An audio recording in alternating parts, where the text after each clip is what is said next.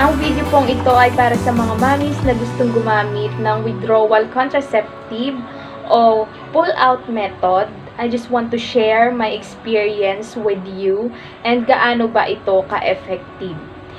If you want to know, just watch until the end of this video.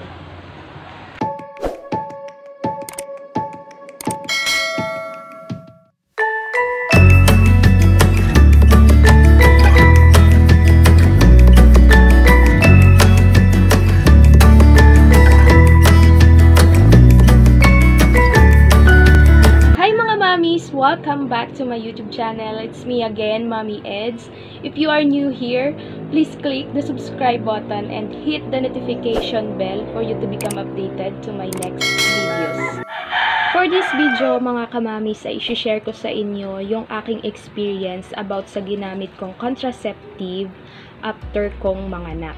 So, di ba tayong mga mamis ay nag-iisip tayo ng contraceptive na bagay sa atin kapag tayo ay kapapanganak pa lamang. Syempre, aayaw agad natin itong masundan.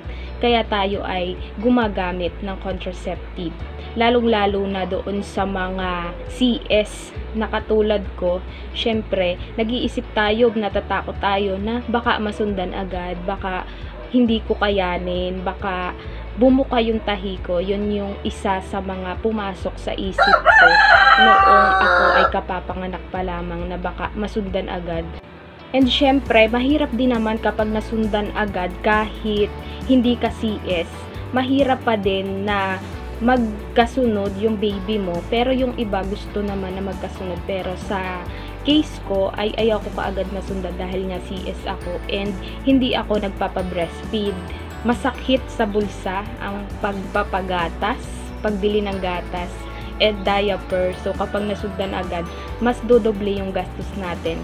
So, kaya naisip kong gumawa ng video about pull-out method. But before, hindi ako agad gumamit ng pull-out method pagkatapos kong manganak kasi natatakot ako at parang wala pa ba akong tiwala dun sa aking asawa na baka mabuntis ako. So, pills muna ang ginamit ko. So, 1 week after kong manganak ay nagpunta ako dun sa OB ko. Nagpa-check up ako nung aking tahi kasi nga CS ako.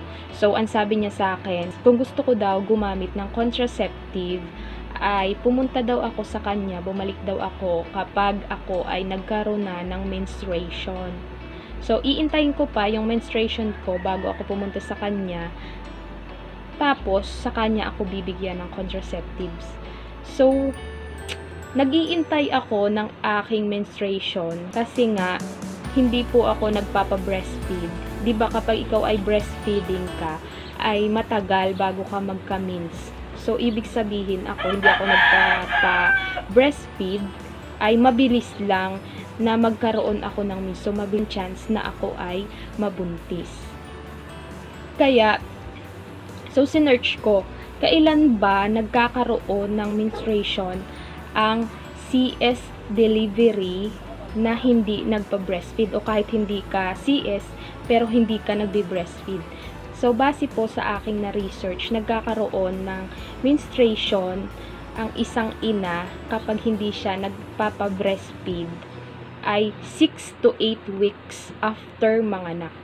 So, ibig sabihin ay mahigit isang buwan magkakaroon ka mga 45 days, mga ganun, magkakaroon ka na ng menstruation. So, yun yung chance na maaari ka na ding mabuntis. So, kapag naman ikay breastfeeding, ang katagalan daw nun na pwede kang magkaroon ng mens ay 6 months. So, di ba yung pagpapa-breastfeed ay natural method din yun na hindi ka mabubuntis kapag ikaw ay nagpapadede.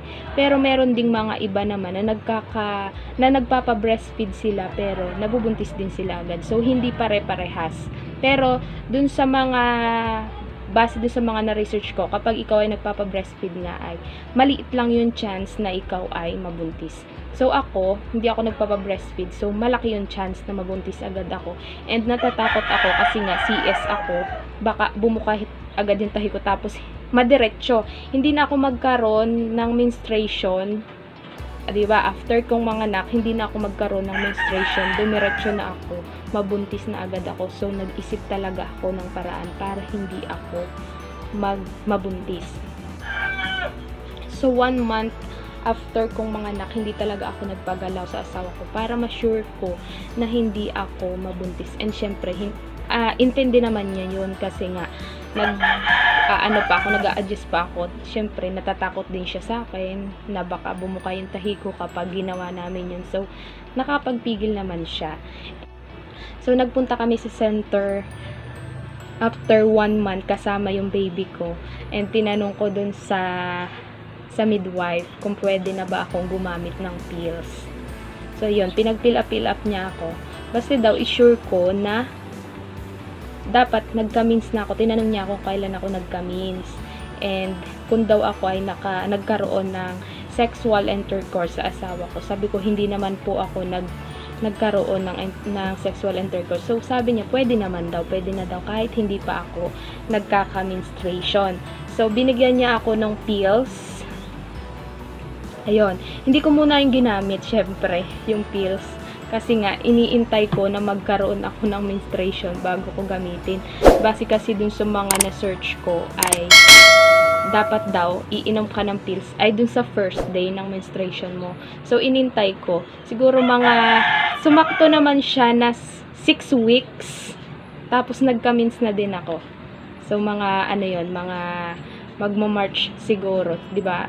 January ako nanganak. January 14, then February. Mga first or second week, third week ng March, hindi ko tanda eh. Basta nagkaroon ako, dun ko ininom yung pills, dun sa first day ng menstruation ko. So, naubos ko yung isang buong pills, and nagkaroon naman ako after 28 days, kaya lang ay mahina yung aking menstruation. So, medyo nag-alala ako nun, pero uminom pa rin ako ng pills, syempre. Then, nagkaroon ulit ako. Mahina ulit yung dating ng menstruation ko. After 1 to 2 days lang siya. Kaya natakot ako ulit na uminom na ulit ng pills. Kasi nga, ay yun kasing hindi paglabas ng ating dugo ay yun yung nagiging cyst, ovarian cyst. Kapag hindi siya lumabas, ang nangyayari, bumabalik siya dun sa ating ovary at yun yung namumuo at nagiging bukol sa ating ovary. So, kaya tayo nagkakaroon ng ovarian cyst. Yun po yung isa sa dahilan kung bakit nagkakaroon ng isang babae ng cyst. Yung hindi naiilabas na dugo natin, yung menstruation natin, bumabalik dun sa ating ovary. At yun yung namumuo at nagiging bukol. So, ang ginawa ko, tumigil na ako sa pagpipills. So, kinausap ko yung asawa ko, sinabi ko sa kanya na ayaw ko nang gumamit nun kasi, yun nga, basta pinaliwanag ko sa kanya. And, naintindihan naman niya, sabi niya, gamitin na lang daw namin ay yung pull-out method. So, marunong naman siya nun and kaya niyang kontrolin yung kanyang sarili, sabi niya. So, yung kasi yung ginagamit namin nung una na hindi pa ako nabubuntis. Yan, nung ayaw pa niya akong mabuntis. So, yun yung ginagamit niya. Hindi ako nabuntis nun. So, binalik namin yun. Kahit ako ay nag-aalala na baka mabuntis ulit ako, nagtiwala ako sa kanya kasi nga, sabi niya, ayaw pa rin naman niyang masundan yung baby namin. So, yun. Basta guys, pag gagamitin nyo tong pull-out method, ay dapat marunong yung asawa nyo na mag-control kasi once na magkamali kayo, ay yun talaga, mabubuntis kayo, lalo na kapag kayo ay talagang buntisin. Yung madaling mabuntis. So, gano'n kasi madali ako mabuntis eh. Yun. So, ano nga ba yung pull-out method? So, pull-out method is a form of birth control in which a man takes their penis out of a woman's vagina before they ejaculate. So, fewer sperm get inside. So, kapag lalabas na yung lalaki, ay tatanggalin na niya dun sa atin yung kanilang penis para sa labas siya mag-ejaculate and sa labas lumabas yung kanilang sperm. So, ganun po yung ginagawa sa pull-out method. Ito yung tinatawag din nating withdrawal method. So, ito po yung ginagamit ko ngayon, hanggang ngayon. So, magwa 1 year na po akong gumagamit ng pull-out method kasi yung baby ko ay magwa 1 and 2 months na. 1 year old and 2 months na siya. So, yun po yung ginagamit ko. 2 months ako nag-pills, then withdrawal method na o pull-out method na po yung ginamit ko kasi nga maganda din naman yung pull-out method kasi free. So, gaano ba ka-effective itong pull-out method? O sabi dito sa research ay pulling out isn't very reliable way to prevent pregnancy.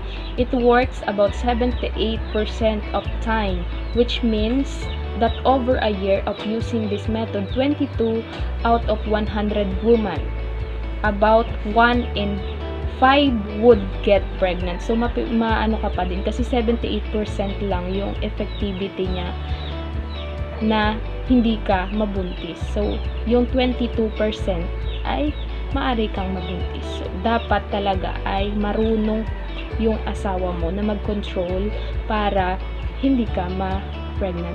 And para din naman ikaw ay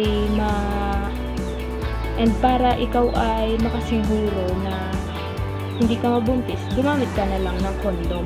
Kasi ang condom ay 98% ang effectivity niya kapag ginamit mo ng correct o ginamit mo ng tama. Pero kung hindi pa rin naman ikaw hindi mo nagamit ng tama yung condom, so mabubuntis pa rin. May 2% pa rin na may chance na mabuntis ka. And isa din, para sure talaga na hindi ka mabuntis, ay gumamit ka din ng calendar para nag-pull out method ka natin, yung calendar. So, alam nyo naman yun, yung calendar method. So, doon ka makikipag sexual intercourse sa hindi ka pa nag-ovulate. So, yun. Maaari ka ding hindi mabuntis doon kahit pull out method ka. In case na magkamali yung asawa mo, hindi nakapagpigil. So, may chance pa din na hindi ka mabuntis kasi nga, gumamit ka ng calendar method. So, sa case ko, kaya yun ang ginagamit ko nga ay, syempre, hindi naman kami lagi magkasama ng mister ko kasi nga may trabaho ako. So, once a month lang ako umuwi. So, kaya yun din yung ginagamit ko kaysa pag nagpipills ako. Baka lalo at saka baka makalimutan ko, kaya ayaw ko din ng pills, and yun nga, mahina yung menstruation ko kapag pills. So, simula nung ginamit ko yung pull-out method ay hindi naman ako nadidelay, and malakas din yung menstruation ko katulad nung hindi pa ako nabubuntis ko. Kaya yun talaga yung pinili ko, and tiwala naman pati ako dun sa asawa ko na hindi niya ako bubuntisin kasi nga siya yung nahirapang mag-alaga, then pinagsasabay niya yung trabaho niya doon sa pag-aalaga. So, ayun, kaya so, yun lang po mga kamamis for this video. Sana po ay may natutunan kayo at may nakuha kayong kaalaman sa akin.